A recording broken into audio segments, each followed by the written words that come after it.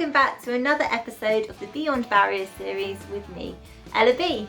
Welcome back, guys. I know you know the score by now, but I'm doing this series to help celebrate and share with you all the amazing stories of people who've had such a positive impact on the disabled sporting community. I really hope you've enjoyed the interview so far. They've had such a good response, so I really hope you continue to enjoy them. And today I've got another wonderful guest for you. Her name is Kylie Grimes and she is a wheelchair rugby player, and she has represented GB in London and is hoping to represent them at the Tokyo 2020 Games as well. Not only that, she was the only one of two females to compete at the London 2012 Paralympic Games for wheelchair rugby, so she has always had to stand her ground with the males and really fight hard, so she is very feisty. She has also represented GB in the Rio Paralympics, but this time in the club throw in athletics.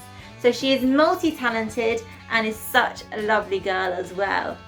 So without further ado, I'll let her tell you her story, and I hope you enjoy it and I hope you're inspired just as much as I was. So over to Kylie. Hi. How are you?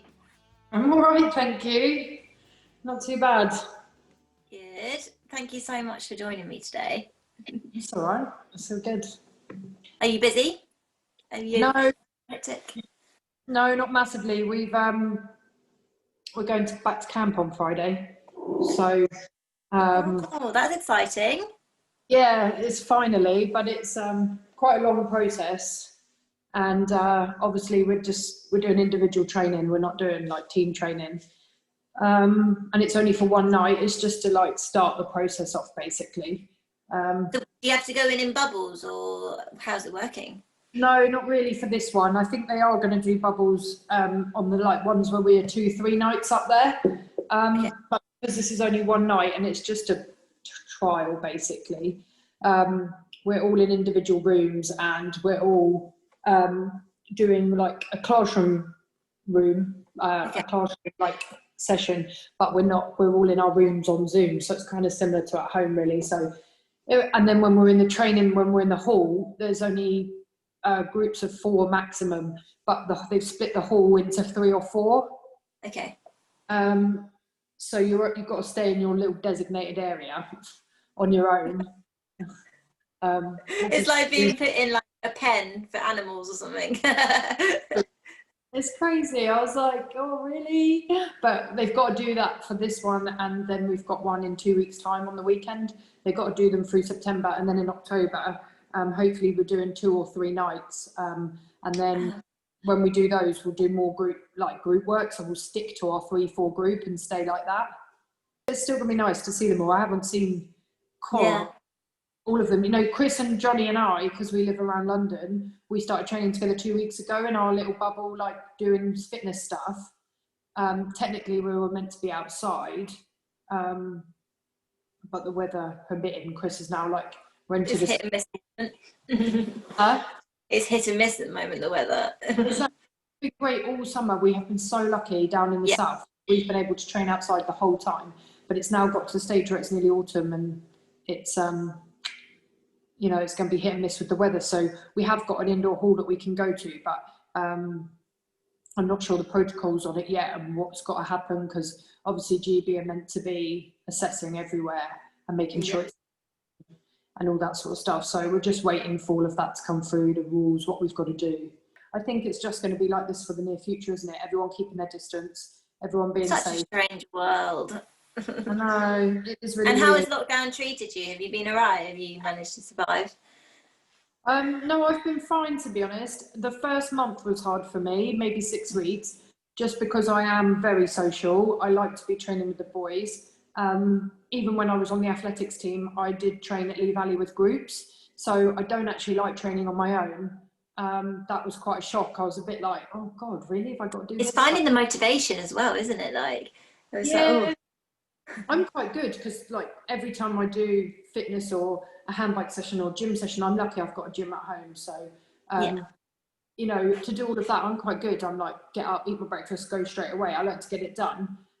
So motivation wasn't such an issue until we got to like June, July, when they started upping the training, and then, you know, you were feeling more tired come Thursday, Friday towards the end of the week, and then it was a bit like, oh God, I've got to go again on my own. Whereas when you're with the boys, you can egg each other on a little bit and be like, I'm tired today, can you give me a hand?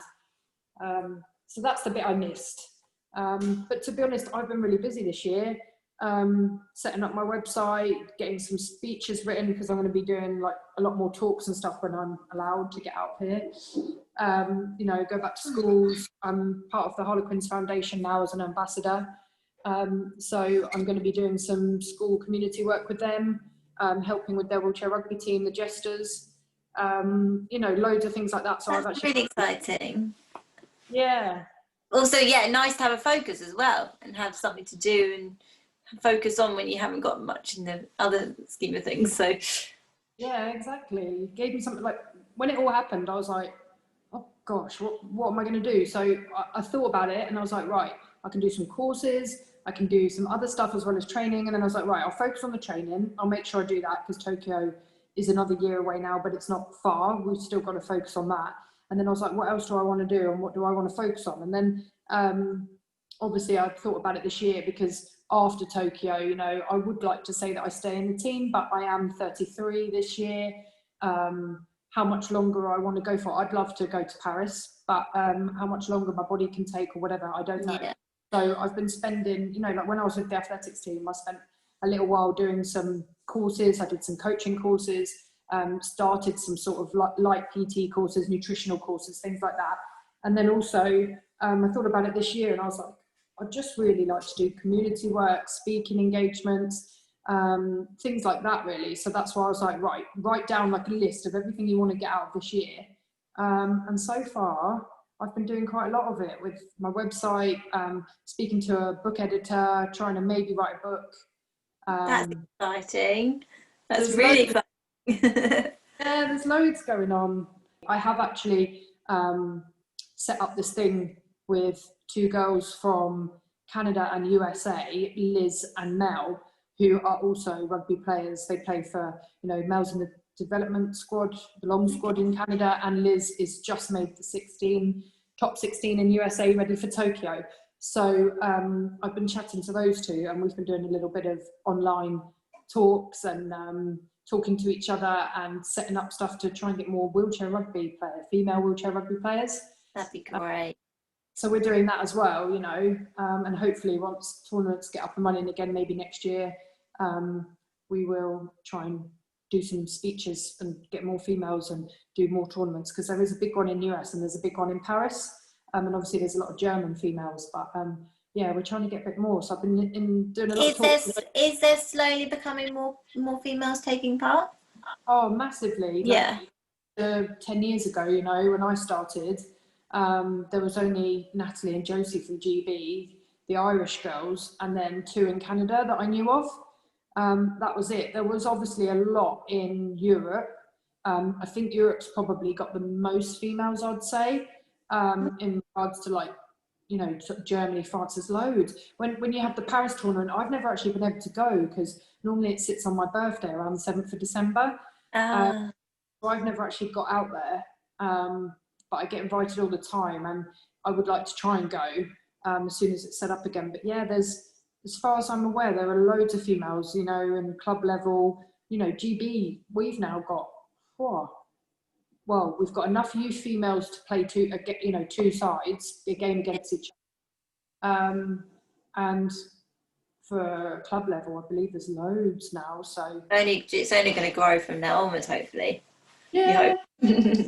Exactly. And I get messages all the time from girls around the world saying, I want to play rugby, but I'm just not sure with all the men. And I'm like, come on, go give it a go. You can do it. I promise you it's fine.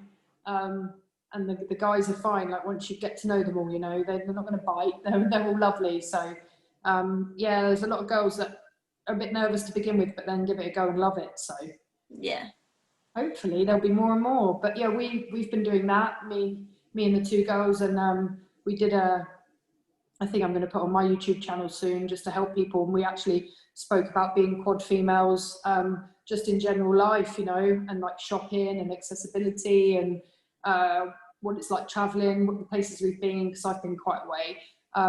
Mel's only been injured 3 to 4 years. Liz is around 10 and I'm about 14 now. So we've got a very varied experience between us. So it's quite nice at what stages we're at.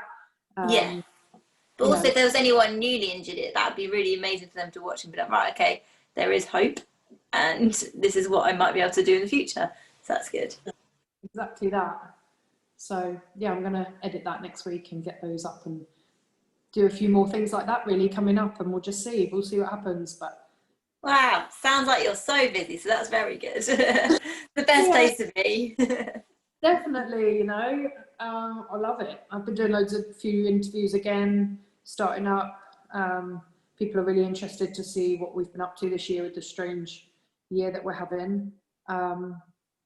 So it's been quite a busy couple of months, to be honest, but I really like it. I like keeping busy.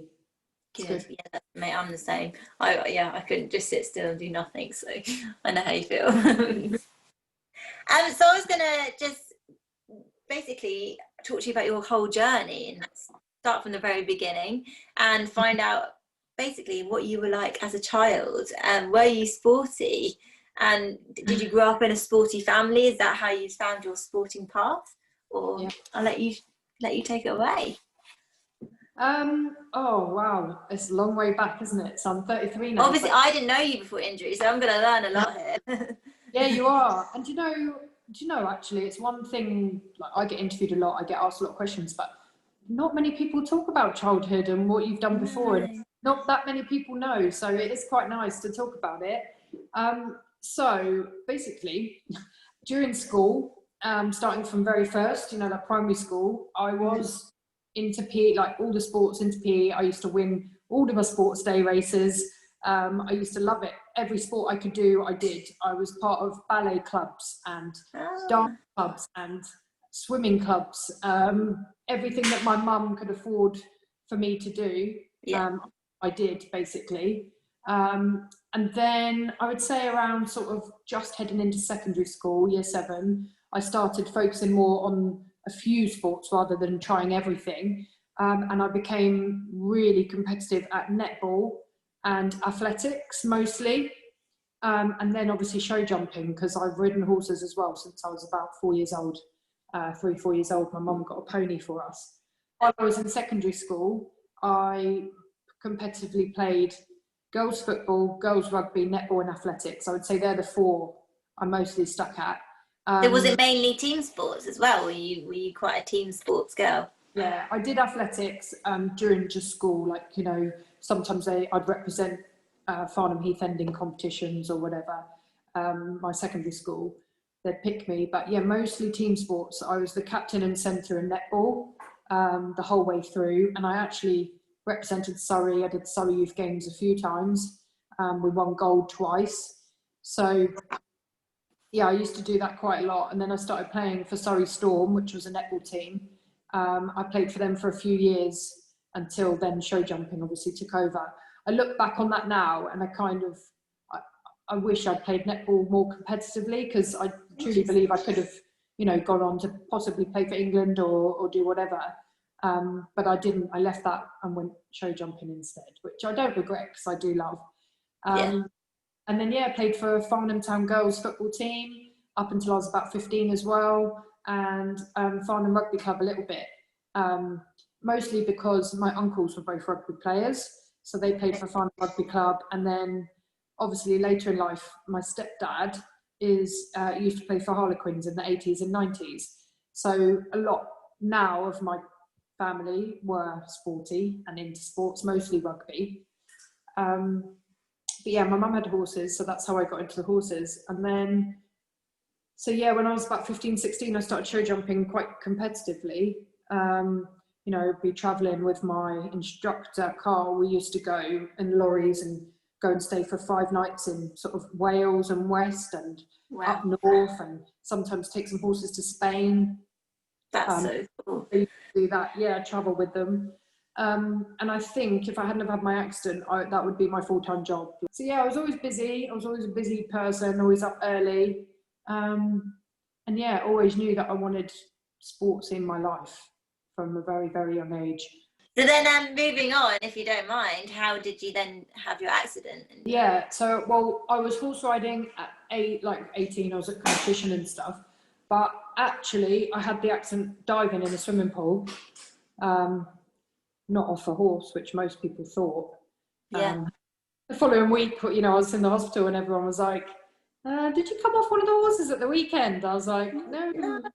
I didn't actually, but yeah, so diving accident in a pool.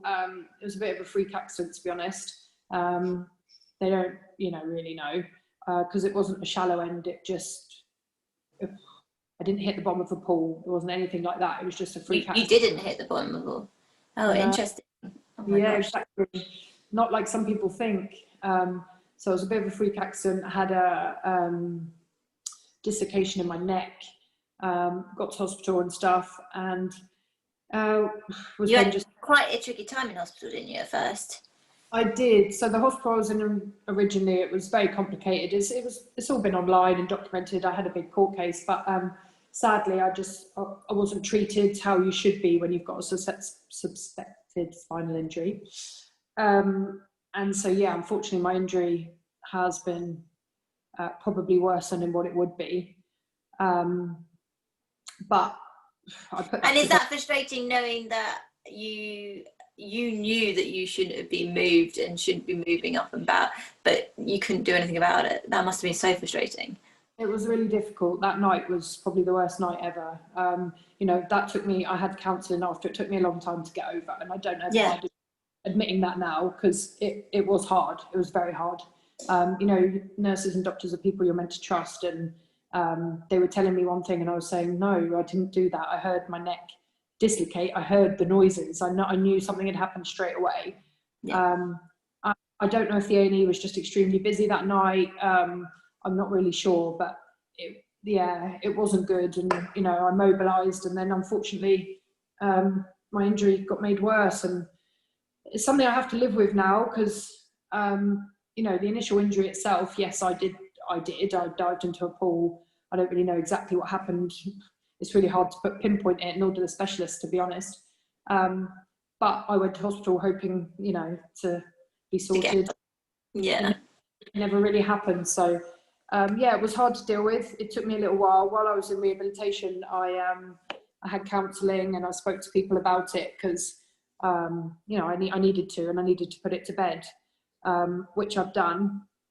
And, even now, if I feel like, oh God, I'm still thinking about that a little bit, or I'm not happy, then I'll just go and talk to someone about it. Yeah. So I don't want it to cause issues through my life. I don't ever want it to, spiral out of control, and anything to, affect my mental health or anything in any way. So yeah, I'm happy to always openly talk about it now. It took a long time. It took, a good while. The court case took 7 years. Long time. And it's a very long time to have to deal with, and to have to keep going over it and over it and over it. So yeah, I had to deal with that, but it's fine. I don't mind anymore. I do talk about it, and I talk about it to all the guys, but it did take a long time, and not many people know. So they were a bit like, oh, what happened to you? And they start, like, when I've never met people, they Google me, and then they're like, Kylie, what's wrong? And I'm like, oh, don't Google me, because half of it's not true. It's all fabricated. If you let me tell you instead. Yeah. I'll tell you the truth, and then you'll know what happened. But it was tough. It was challenging, but I got the help I needed. My family were outstanding. My friends were outstanding. The support of the rugby team was amazing. Once I started playing rugby, half of them have obviously been through accidents of a similar nature. Not all, but most of them, and some of the boys have diving accidents. It's quite common. Or car accidents as well, which are pretty bad. All of it is, to be honest. But yeah, we can all talk about it, and we can all be there for each other, which is always really good. The best thing about a team sometimes, I think, which is always good. Yeah. So you were then left not only having that frustration, but you were also left not being able to walk. So what lesion is your paralysis, and how does that affect you? So I'm technically classed as C5-6 complete spinal cord injury now. So, you know, at the beginning, I went into rehab and was in there. I was only in there for 5 months. I was out quite quick compared to some people. Some people Yeah, can be that is quick. but Where were you? At Stoke Mandeville or Stanmore. Stanmore? Yeah. So I was at Stanmore, and they were great, you know, and I just wanted to get out. I was like, look, straight away, the attitude I've had with everything in life. Tell me what I need to learn, show me things, and then I'll get out of here. Because I just, you know, that's the way I am. I see things as a bit of a challenge in life, and I just want to be the best I can be at everything, I guess. So, and I felt I got to the point where I learned all the stuff I needed to about the spinal injury, you know, autonomic dysreflexia, looking after your bladder, your bowels, your skin. I learned everything I needed to know, and I just was like, now I just need to go home and get strong, and then learn and to start living my life again, kind of thing. Exactly, because obviously being that sort of level and not having the tricep function, the hand function, you know, transfers were so hard back then, in and out of cars and on a bed, and you know, that they were so hard that I just wanted to get physically strong. So I just went home. They allowed me out, and I went home, and yeah, I just started lifting weights, doing resistance bands, getting in a gym, trying to get myself as strong as I possibly could, basically. And then I actually went back the following year for around 4 weeks, but I was like in and out home at weekends just to practice some more with the physios, doing some more standing, some more transfers, things like that once I felt stronger. Because it's so hard right at the beginning. They try to get you to do everything, but you're so weak. Yeah. You know, and Exhausting. It's just exhausting. And I kind of found it pointless, so I managed to persuade them to let me out. And then I came home, and then I went back and I learned more again, you know, and I learned to transfer better. I learned on the plinths. They got me standing again because my blood pressure was more stable rather than always dipping low. You know, and I think that really benefited me. And then I've come away and still standing at home, still stretching, still doing my physio, still playing sports, and I think it really massively helps. Obviously, I'm so much stronger now than I was back then. Yeah, and I think it does make life a lot easier if you are stronger and physically fit as well. It just makes life a lot easier. Yeah, 100%. Yeah. Really. So then did you discover wheelchair rugby through your rehab with the hospital at Stanmore, or did they approach you in a different way? So I saw London Wheelchair Rugby Club training in Stanmore while I was there. So I popped down for an afternoon and had a chat with them all. I didn't actually start playing rugby till 3 years after my accident. So I had the accident in 2006, and I didn't actually go back to London till 2009. I just wanted to feel really strong and be really ready for it, and also just mentally ready for it because of what had happened to me and the court case that was going on and everything. It just took me a little while. I needed some time at home, you know, and just to get physically fit and strong and stuff, and to get back to normal life, being an 18-year-old for a little while. Yeah. Did you like the look of it when you saw it first, though, wheelchair rugby?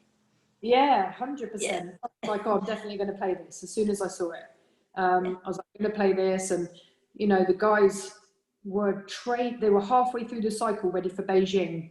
And I remember they were just talking about it, and they were saying, oh, it's 2 years to Beijing.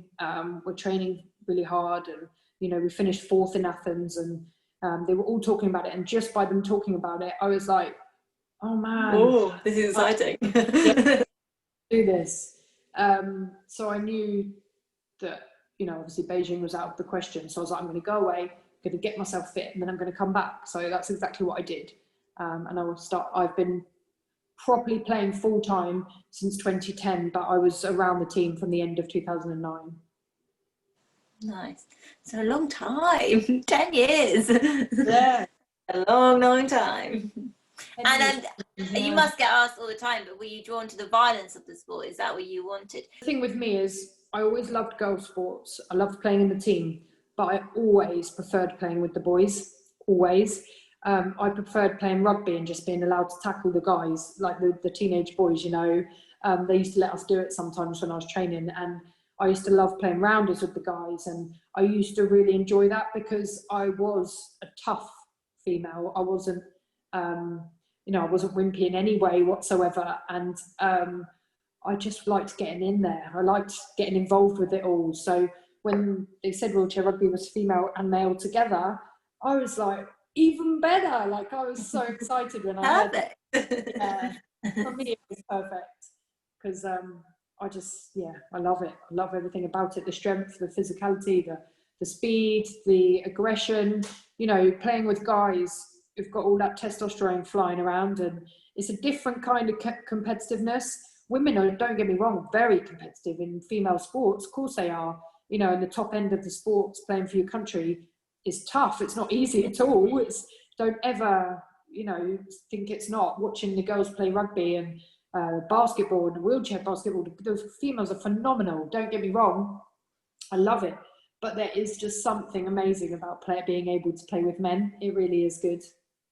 Yeah, I can imagine. It really spurs you on, and they don't give you any sympathy. You're straight in it, and you're in the deep end. So no, exactly that. You're just a team member. That's all we are. So I love that. So you started playing in 2010, and then in 2012 you were selected for London, and you were actually only one of 2 females playing in London as a competition. That must have been almost quite a proud moment though, because you're representing the females at that point. Yeah, 100%, because obviously Josie had been the first female in Beijing for GB, but then she left in between. There was the 2 girls in Canada that I knew of, but they didn't make the squad for 2012, or they retired. One retired before that, I believe. And so, yeah, to be there and be only one of the 2, there was obviously the lady from Belgium. Yeah, it was pretty phenomenal, because we had all those crowds, you know, 14,000 people watching us, and there's only us 2. So it was pretty amazing, to be honest. I remember going to London to watch a game, actually, a GB game. I have never seen those crowds like it. Like, that's the biggest crowds I've ever seen in a whole stadium. They were massive. Yeah, it was. The noise was unbelievable. Was it just terrifying? It wasn't terrifying, but you definitely got butterflies as you came out, you know, in the corridor bit, and you're sitting there waiting to come out, and you just hear the crowds roaring and shouting for like GB, and it's like, blooming hell, like we've never had that at our you know, normal rugby weekends and our league weekends. You're lucky if you get 50 people watching you. So to have that amount of people, yeah, it was mind-blowing. It was unbelievable. And for your first Paralympics as well, that first game, you must have gone out and been like, oh my goodness, what a breathtaking experience. You kind of had to, like, I'm quite good at blocking it out. Like, I looked up, I looked at everyone, and then I was like, right, there's the court, there's the boys, that's what I've got to do. And you just looked at that. And it was actually quite amazing how you could do that, because like my sister would say to me at the end, or mum or someone, like, what was it like with all that noise and all that going on? And I actually was like, do you know what?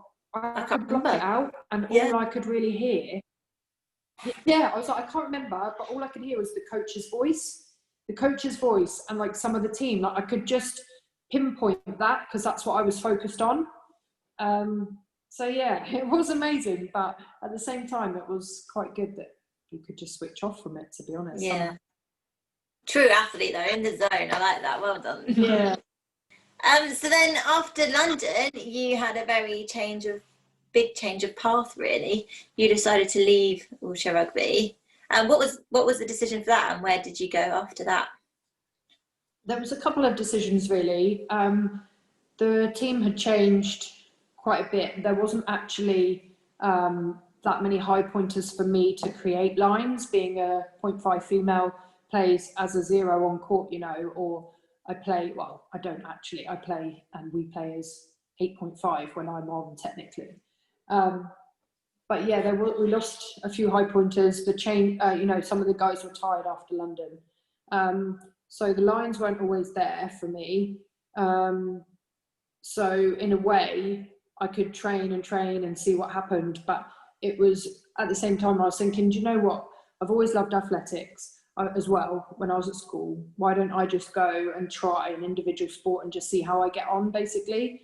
You know, I had a long career ahead of me doing sport, and, you know, I always hoped I could come back to rugby at some time, which I've done, but you never know. But I just thought, you know what, I've got to be brave and I've got to go and give it a go. Yeah. And I did really enjoy it. I loved being part of the athletics team. The head coach was an amazing lady, and the team itself, you know, they're all hardworking. I loved being with the physios, the doctors. It was great. The setup is amazing at athletics. And I loved that we got to travel to the Middle East and Dubai quite a lot, and the Worlds in Doha. So I got to see a bit more of the world in the hot countries, which I love because I love the heat. Yes, I agree. I'm with you on that one. And to do, to see more of the world and to do another sport was a great few years, really. So I don't regret it. So you decided, what made you take on throwing? Like, it's hard. It's really hard to compete in that, I think. So the club throw is it's a challenging sport. It is really hard, but what drew me to it was the fact that it was a lot of strength-based stuff. You know, a lot of gym work. It's hard. It is a really hard sport, and I think that made me want to do it more. You know, it's quite monotonous. Sometimes you're doing the same things over and over. The technical stuff you have to work on, you've got to really nail. And you know, some days it would be frustrating when you couldn't get it right. But that just spurred me to want to do it. I tried it. I did a trial day at one of their competitions. I think it was at Stoke Mandeville. And I just loved it. I was hooked. It's really strange because most people are like, why do you want to just throw something? But it gets really competitive and you want to keep beating it and keep throwing further, and you just want to get better. So, you know, I went and I tried them all. I tried discus and I tried club throw, and I also tried wheelchair racing. So with the club throw, like you said, it's all about strength. So did your strength and conditioning training become even more vital? I know we had the same coach at some point, so he's great. But he must have put you through your paces at that point. Yeah, 100%. Ed's been with me for a long time. You know, I spoke to him about it when I changed over, and he was going to adapt to my program a little bit. He spoke with my athletics coaches, and he was like, yeah, we can change it up. You know, we added in more sessions. So with rugby, generally, I do 2 strength sessions a week. With throwing, I was doing 4 to 5. Okay, wow. So it ramps up. And you just have to focus more on, you know, different muscles each time, working back, working shoulders. Whereas with rugby, we tend to do a little bit more generic sessions just to cover your whole body.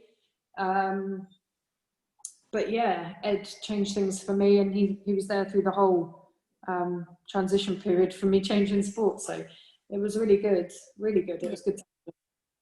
And were you always, when you changed sports, were you always then aiming for Paralympics, or did you just feel like, oh, actually, I could be quite good at this, and so I'll have a go at trying to get to Rio? Or were you going to aim for a Paralympics always? I wanted to aim for the 2015 Worlds, which I did. Okay. And then after that, it was just let me see what happens. Mm-hmm. I never thought I would be top 5 in the world. I didn't really think that. I just wanted to see where I'd be. So, you know, to get up there quite quickly and to be hitting targets, you know, the things I was throwing only 3-4 years previous would have been world records. Wow. Obviously the girls in America and Joe Butterfield have now beaten those world records, and there's a girl in Ukraine that's throwing even further now, who came over from para canoe. So I believe she's got to be a lot more able than me, because I couldn't personally canoe. But yeah, the way the sport is changing and rapidly like that, that's, you know, one reason I decided to leave again, because it was changing and they were getting a lot more able people, more able into the classifications, and I think they were just trying to expand the classes and stuff a little bit. And I felt like I was struggling. I was a little bit underwater because they were all coming in and whacking out massive throws, and I was like, oh, I can't do that. But yeah, I'm so proud of myself that what I was throwing would have been world records against all the other 51s, you know, years ago, and all the other girls that I compete with in rugby. So, you know, the true 0.5s in rugby were throwing 3-4 meters below me. So I was so happy with that. I was like, I was so strong, and for my class, and I was really happy with what I managed to achieve. And then you went to Rio, and what did you come 4th in Rio? Is that right? And how, I mean, firstly, it's the games where you're on your own, you're not in a team sport. And so that's a big change for you. But to then be fourth, is that a little bit bittersweet? Were you so close to a medal, but proud that you'd even got fourth? So yeah, it was both of those things. I was aiming, you know, I knew that if I could get there and I could throw my best that day, I could potentially get a bronze medal. So I knew that before I went in, and I did throw my best. I got not a PB, but I got a really good throw, and I was so happy with what I'd done. But out of nowhere came a new girl who just whacked out a huge throw, which so typical. seems to happen sometimes. You know, and I took, yeah, I got the fourth, but still, I was very frustrated at the time because I can't believe that things like that are allowed to happen. It gets very frustrating when you train so hard and for so long with a disability, and you know how long it takes to build up those muscles, build up the technique. And for someone who's never done it before and just only was classified 2 months ago and then whacks out a throw like that, and you're like, how's that possible? So frustrating. It's very, very frustrating in para sport sometimes, I'm not going to lie. But at the same time, you know, I have to look back on how far I came, what I achieved. If you compare me to, you know, the girls, like I say, that would be 0.5s in rugby, the same level as me, and I was throwing far further than any of them. So I'm so proud of myself for what I did. You know, and I look back, I think that's an amazing achievement. So, yeah, it was gutting that day. I was really gutted, to be honest, being so close to a bronze but not being able to take it. It was really bittersweet. It was hard. But yeah, I am proud of my fourth in Rio. I'm proud of everything that I managed to do in athletics. And I did love being part of the team. And I look back with those years that I was there with real fond memories, and I met some lovely people. So again, I never regret doing that. And I absolutely loved my experience. But I am delighted to be back with the rugby team. I must admit, I do love it. You should be really proud, because not many people even can say that they've been to two Paralympics in two sports. Like, that's very unheard of. So yeah, you should be really proud. Exactly, and it's a tough feat, you know, it's really hard to get into those. People think, oh, you can just go and do it and it's quite easy. It's really not. It's really hard. And to be picked even for the team for those things is, wow, you know, it's hard going. There's only a certain number of athletes in the British athletics team. So you're back with the boys with Wheelchair Rugby, very exciting, and you're heading towards Tokyo now. Yeah, obviously COVID's disrupted those preparations. But are you a close-knit team? Do you get on really well all together? And are you really close as a team?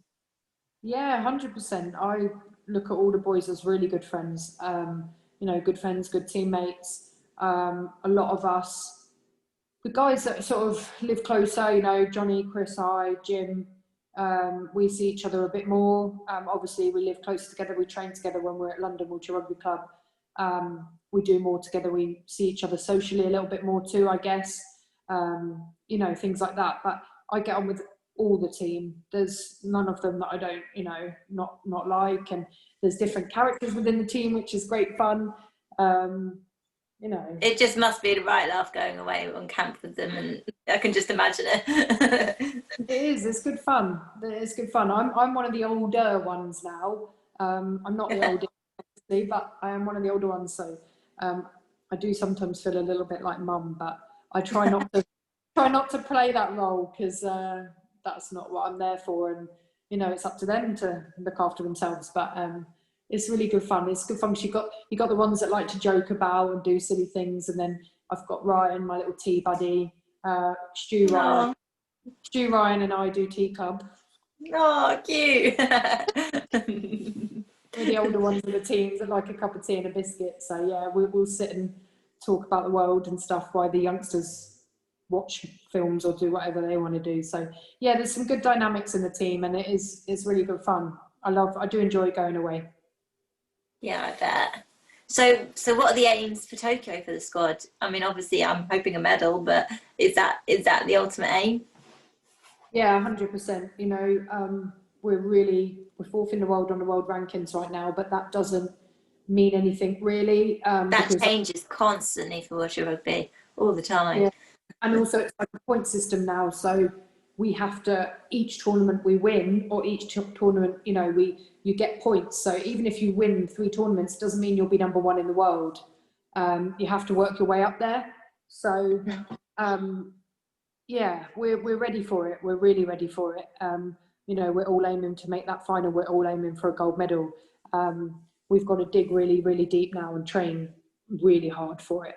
You know, but we all want it, and we all know we're capable of it at this moment in time with the team that we have.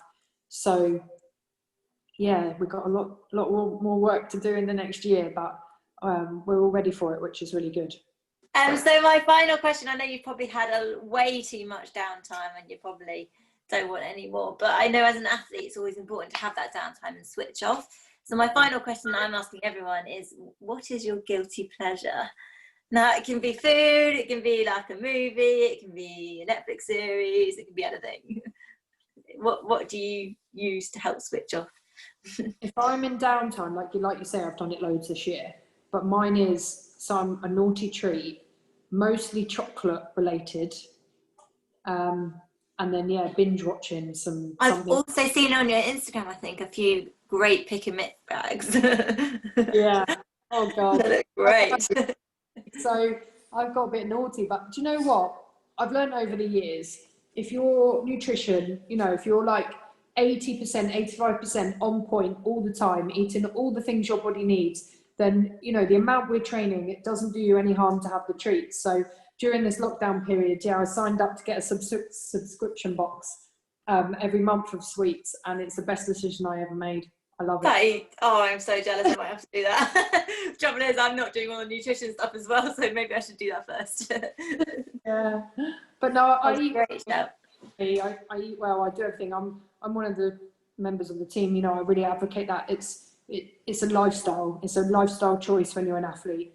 You know, I don't drink alcohol. I think this whole year I've probably had 5 beers because we've had a family barbecue or some sort of, you know, thing. But I don't really I class myself as a non-alcohol drinker.